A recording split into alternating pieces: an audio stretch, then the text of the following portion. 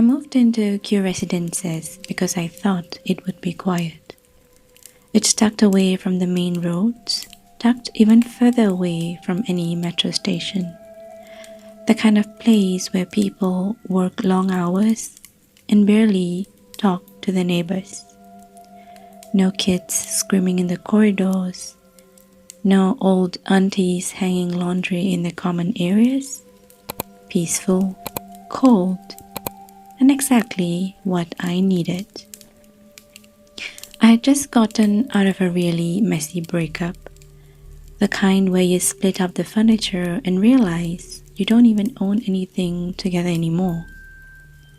I wasn't interested in getting to know my neighbors, and I sure as hell wasn't interested in their weird traditions. It started on the 7th night of Hungry Ghost Month. I came home late from work, arms full of takeout, and almost tripped over a metal can placed neatly outside the elevator. Inside it, joss sticks, some folded paper money, a can of Coke, and a charred chicken wing. The smell hit me first, sweet, smoky, and rotten. I shoved it aside with my foot and muttered, "Seriously?" Then I kicked it just enough to scatter the ashes. That was my first mistake. The next morning, someone had placed 3 cans in the elevator lobby, all lined up neatly, all full of offerings. Some were still smoldering. A printed note was taped to the wall. Please do not touch the offerings. Hungry Ghost Month. It is not a superstition, it is a line we do not cross. I scoffed. Who the hell prints out warnings like that? I snapped a picture and sent it to my friend. Things then escalated on night 10. I was alone in the elevator heading up to the 16th floor, but it didn't stop at 16. It passed my floor and stopped at 17, then 18, then 19. The lights in the panel weren't even lit. The elevator was moving on its own. I hit the door open button and stepped out, except it wasn't my floor. I should have realized it right away. Everything was the same layout, but the hallway lights were dim. Fluorescent tubes buzzing softly. The air smelled burnt. I walked past Unit 1907 and heard soft chanting from inside. Just a woman's voice repeating something over and over in Hokkien. And that's when I noticed there was no Unit 1907 in our building. The top floor was 18. I ran back to the elevator, pressed the button hard. The moment the doors opened, a man stood inside. He was tall, middle-aged, hair parted neatly to one side. He wore a gray polo shirt tucked into black slacks. He had no expression. He looked at me and said, "You shouldn't go to floors that aren't yours." And then the lights flickered, and he vanished. Not like a poof or smoke or anything dramatic, just gone. 1 second there, the next he wasn't.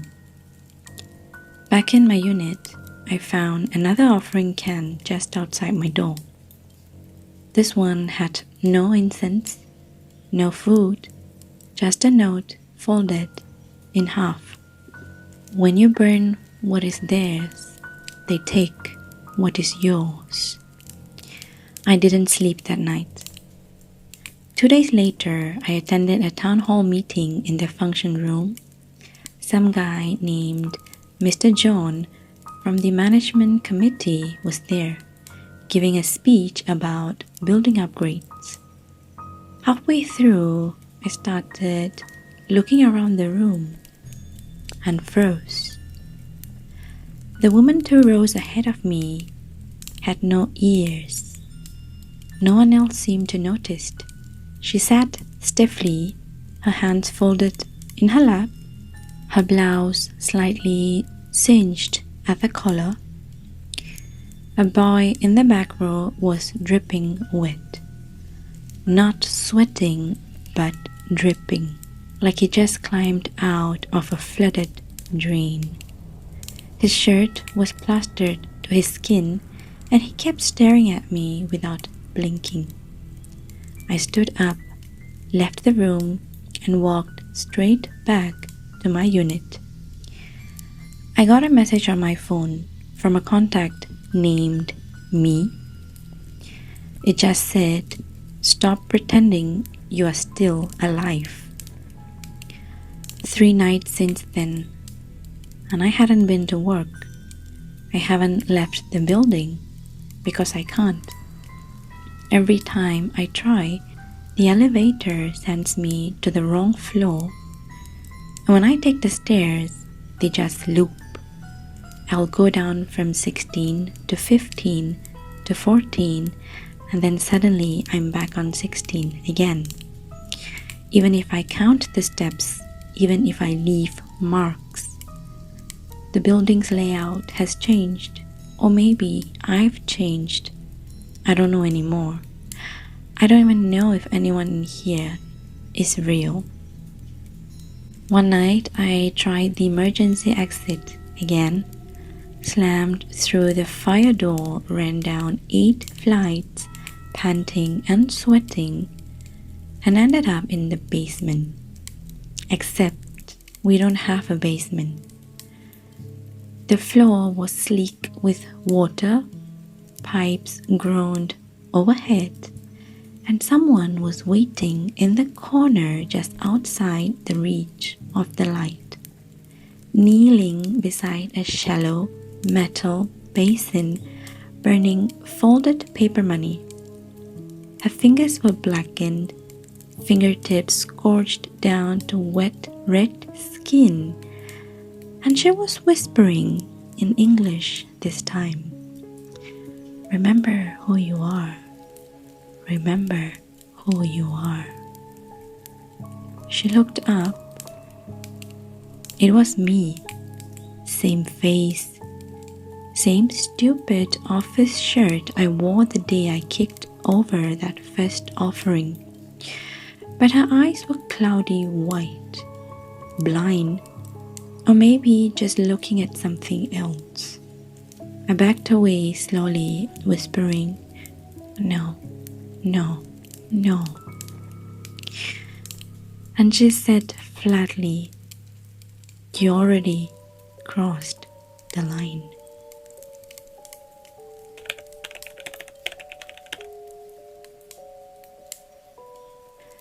They always give me the difficult ones. Dead owner units, condemned plumbing, flats where the last tenant left meat in the fridge for 2 months. But Unit 1411 was in a different league. The email from HQ just said, "Stage and photograph 1411 before the 15th. Do not delay.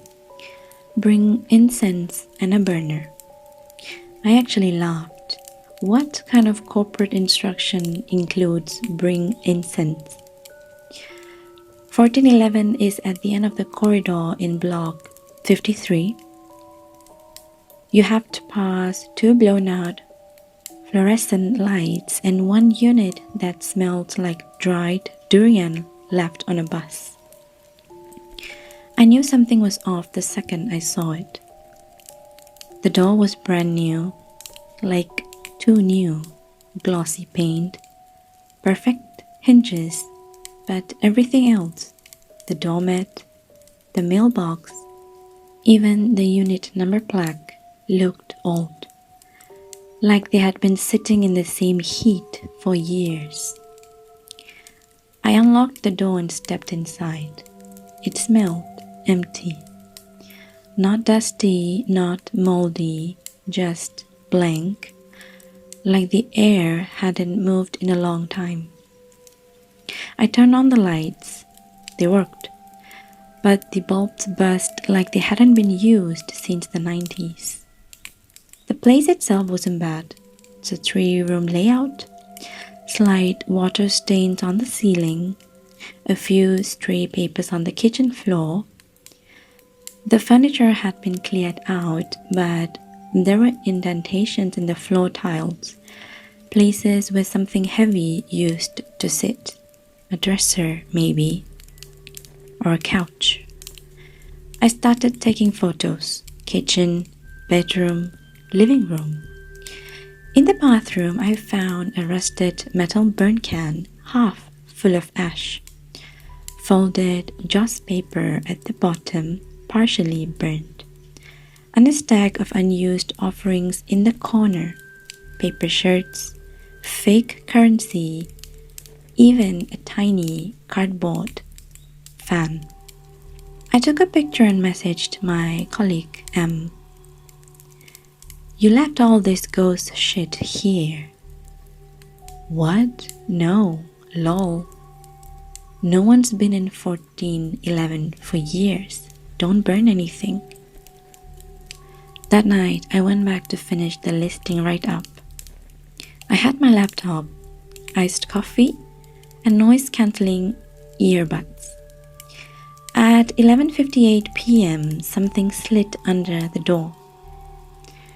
No knock, no footsteps, just a dry shh sound, like thick paper scraping against tile. I froze, took out my earbuds. Silence.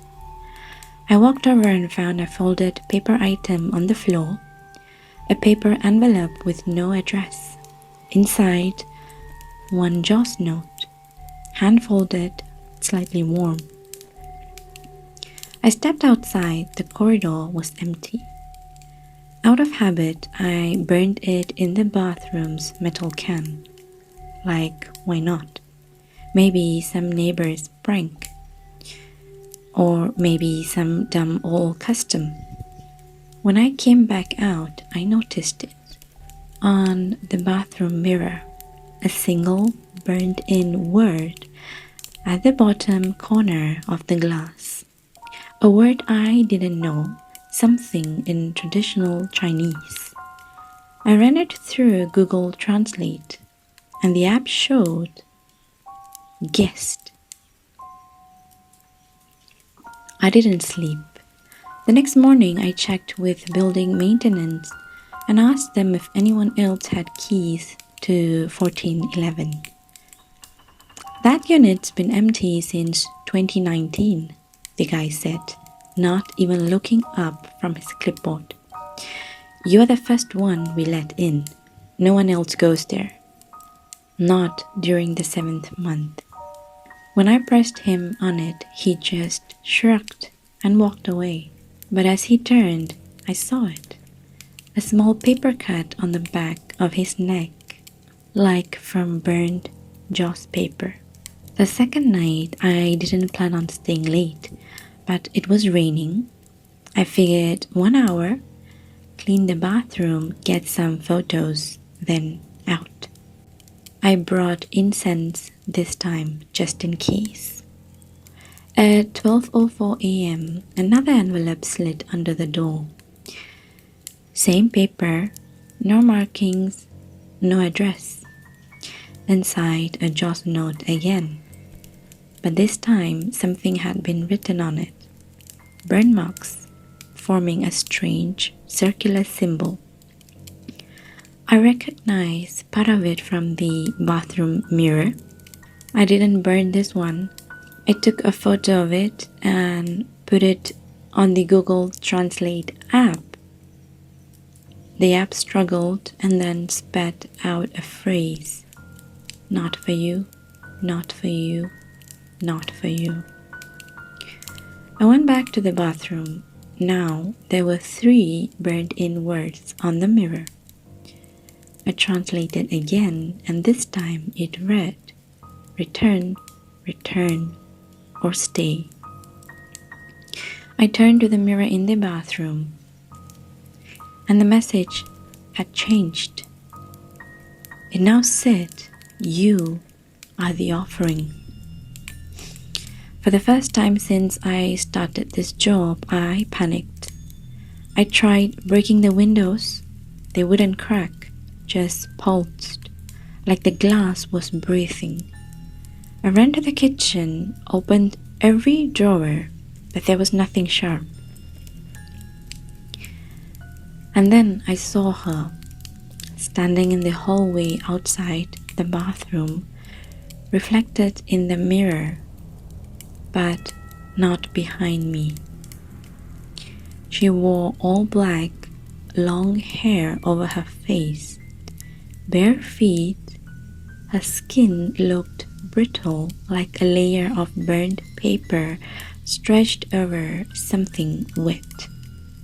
She didn't move. She just stood there watching me through the mirror, tilting her head too far to one side. She whispered something. I couldn't hear it with my ears, but it was inside my head. "You took his place."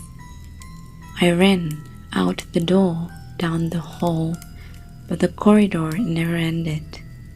Just the same 2 blown out lights, same peeling walls, same apartment numbers repeating again and again. 1411, 1411, 1411. I don't know how I got out. All I remember is waking up in my own flat, 4 blocks away, no keys, no phone, and my clothes reeked of incense, and my hands black with ash. I reported it to HQ, and they said I was never assigned to 1411. That unit, they said, was condemned in 2019 after a fire.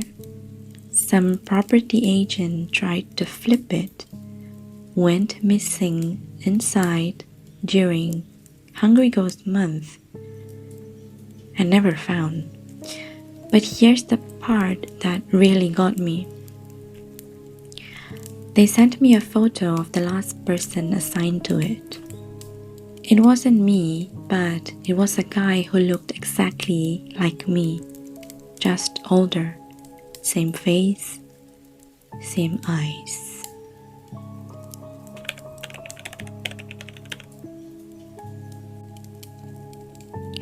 I took the job because it was supposed to be quiet. Night shift security at a condo, patrol 3 levels, log every hour, file a digital report, sit in the guardhouse the rest of the time. They even gave me a folding cot. The guy I replaced didn't say much during the handover, just handed me the keys and said, "If you hear steps behind you, don't turn around." Then he laughed, kind of. The first few nights were fine. Some uncles playing chess till 2 a.m. Nothing major. But the weird thing, the map they gave me, the patrol route, showed 4 staircases in the building, but the place has 5. I found it on night 4, back corner of level 1. No signage, no exit label. The metal door was rusty, like no one had touched it in years. But the lights inside were on, dim and flickering. I double-checked the blueprint on my phone. No 5th stairwell. Nothing in that corner, just a service chute. I opened the door and found stairs going down. Now here's the thing, the building only has 16 floors, and 2 levels of parking below. That's it. No sub-basements, no access tunnels. But this stairwell, it went down 5 flights. I took one step, then another, and my phone signal vanished completely. And halfway down, I felt something weird. Not cold, not hot, just pressure, like the air was too full. At the bottom, there was a door, painted red, no handle, just a brass plaque with Chinese characters I didn't recognize. I knocked, because I'm an idiot. Nothing answered, so I went back up. And that's when the problems started. I heard someone walking above me in the stairwell, not fast, just deliberate steps. But when I looked up, it was empty. My petrol app logged an extra level, B3. There is no B3. I find a burned joystick stuck in the hinge of the back stair door, still warm. The next night, I meet the cleaner auntie. She's coming down from level 3, pushing her cart, singing quietly under her breath. I ask her, "Hi auntie, you ever use the back stair?" She stops singing immediately. And then she says, "Did you go down? Don't talk to them. Pretend you don't see them. And if they follow you back, burn your name." I was terrified. The next night, I hear it again. Steps on the stairs. But not single steps, many, like a small crowd, walking slowly, deliberately. I open the stair door a crack, and I see them. Bare feet, filthy, wet, some blackened, some missing toes. No bodies, just legs. Like the rest of them are still becoming visible, like the dark is hiding them on purpose. I slam the door shut and run back to the guardhouse. The next morning, I find muddy footprints outside the glass, human-sized. But they stop at the window. Like someone stood there for a long, long time, watching.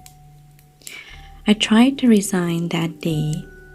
My supervisor laughed it off. Says the Hungry Ghost Month always makes people edgy. Says the previous staff called in sick 3 years in a row that month just to avoid the back stair. I never went back.